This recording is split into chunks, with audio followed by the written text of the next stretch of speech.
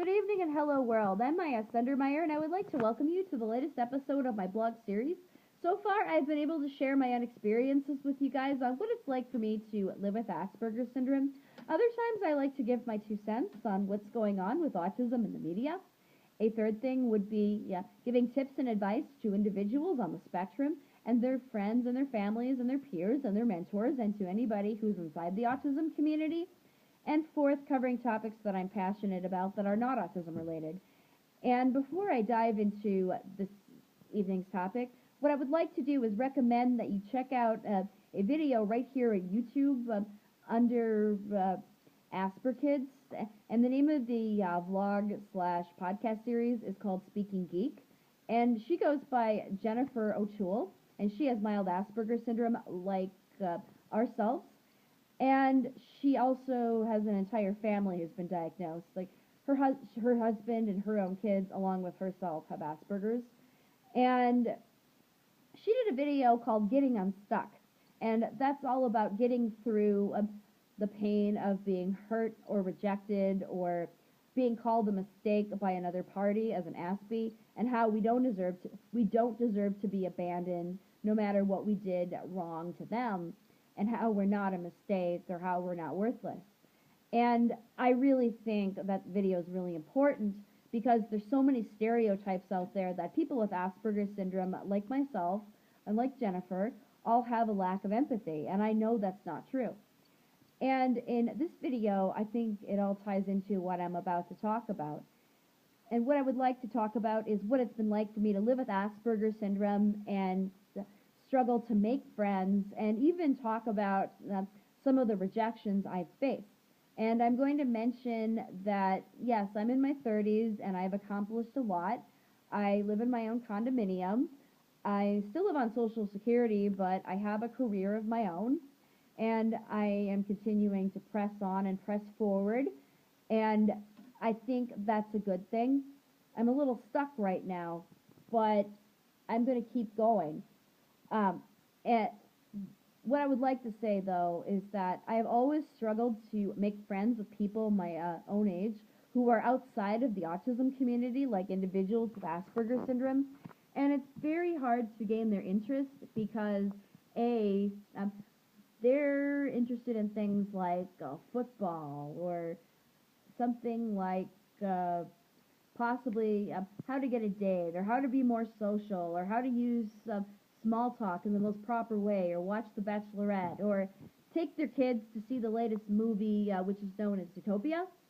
And though they may think it's a good movie, they'd be more interested in watching it for the sake of their kids.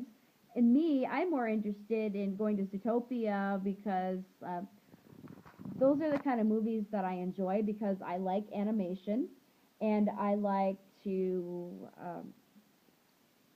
talk about the plot and the characters of the story. And I'm also interested in other areas like math and animation. I like theater, and I like sci-fi, and I like to write.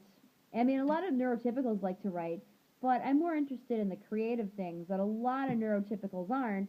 And then I like to dress differently from a lot of people my age, and I think that's okay. But those are some of the reasons why. I've often struggled to make friends with other people my age because, I have a tendency to dominate the conversation, and that often scares people away because they think I'm trying to be Miss Center of Attention, and if they don't really understand my situation. A second thing is because of the interest differences. I also have trouble finding things to talk about that they're interested in, and, so on and so forth. And as I mentioned, I've been rejected by a few people in my life who were friends at one point, and these were both two females. And neither one of them had Asperger's syndrome like I did. I mean, one of them had nonverbal learning disability, which is supposedly on the autism spectrum, but it just, they don't seem like they've got Asperger's syndrome. But basically, the first one and I were friends when we were really young, and we called each other on the phone, and we did sleepovers together, and our moms would get together while my friend and I would hang out. And then by the time she hit puberty, she decided that she didn't want to be around me anymore because, A, I had a tendency to go into limited topics on Disney things, or I would geek out about it, and she didn't know how to handle it. So she pushed me to the side and decided she would rather move on and learn how to date a guy, or learn how to dress, or put on makeup, or how to wear a bra. And those were things that I often struggled with, in addition to having social skills of my own. And I was also trying to identify who I was at 13, 14, and 15 years old. So, you know how that went, and she started getting in with the wrong crowds, and eventually she started making fun of me.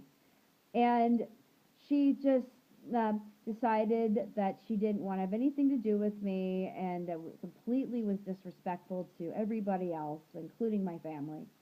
And so she became a bully to me.